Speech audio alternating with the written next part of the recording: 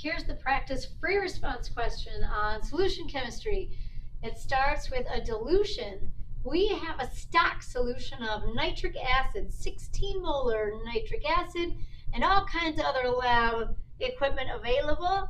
In part one, we want to calculate the volume in milliliters of 16 molar nitric acid that the student should use to prepare 50 milliliters of a 6 molar solution. Here's where we use our M1V1 equals M2V2. It's not in the equation packet, unfortunately. So maybe something that you'd want to write in there, and the more you see it all year long, the more you'll remember it in May.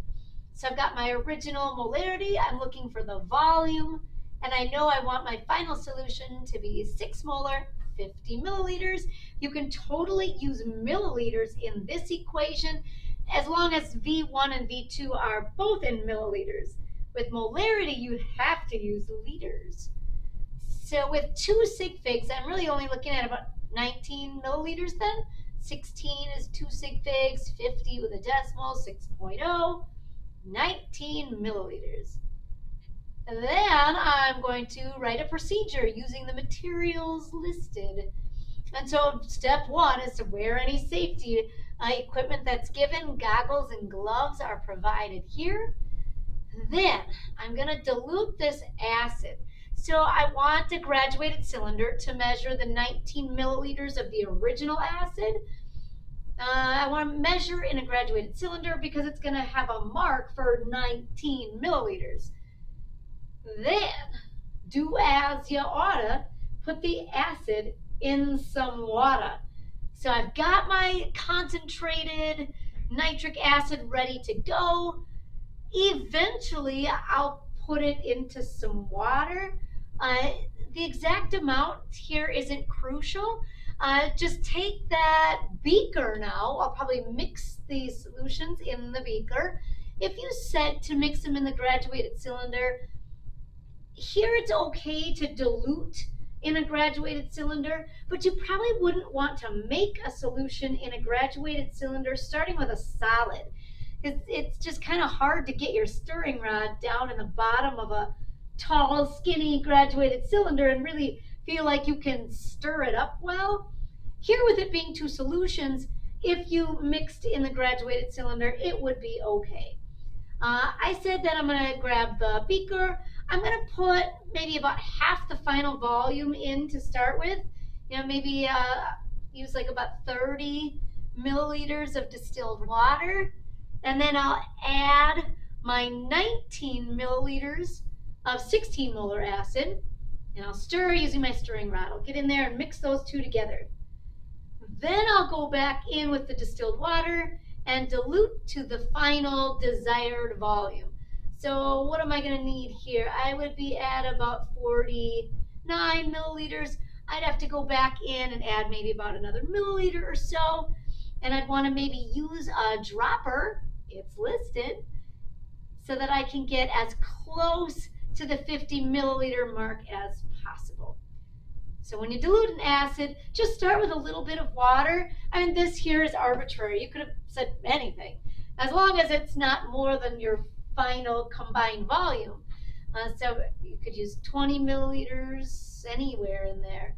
Just put a little bit of water in first so that when you add the concentrated acid, the water will absorb some of the heat released. Then go back in and dilute to your desired volume. And again, I would use the dropper if it's listed, just because if I go over 50 milliliters, I can't just take some of the water out without also taking out some of the ions. So I'd have to start over. Then in the second part, somebody is going to use that new solution that we just prepared to analyze a contaminated sample of magnesium hydroxide. We want to determine the mass percent of magnesium hydroxide in a sample. They took 1.2 grams of that contaminated magnesium hydroxide, put it in a flask with a little bit of distilled water to dissolve.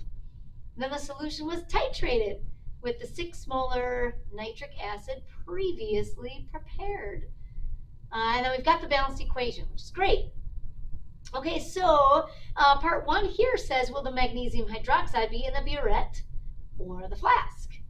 This is the solution that we want to analyze. So this is going in the flask. That's where you put your unknown, your analyte. The solution of known concentration always goes in the burette. Now, somebody the other day said, wouldn't it be great if it was always the base goes in the burette? The base is the solution that's got hydroxide.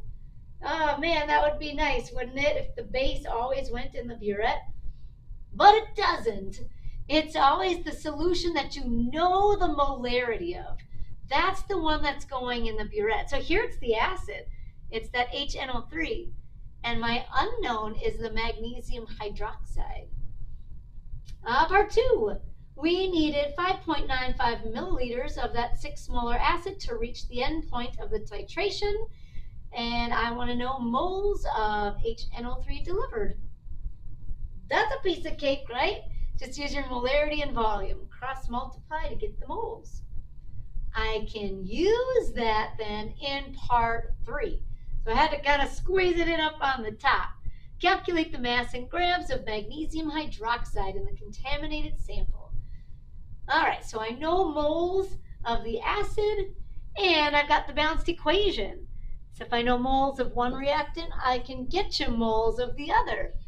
It's a 1:2, 2:1 ratio. And so my moles of nitric acid will cancel. And then I can keep her going. Calculate the mass in grams of magnesium hydroxide. So we'll tack on one more proportion to cancel moles of magnesium hydroxide and multiply by its molar mass, about 58 grams. That then gives me about 1.04 grams of magnesium hydroxide.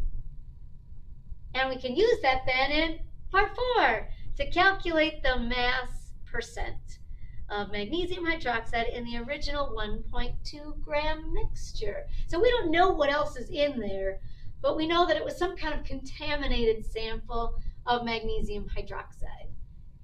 And so here we just divide, multiply by 100, and your sample was about 86.7% magnesium hydroxide by mass.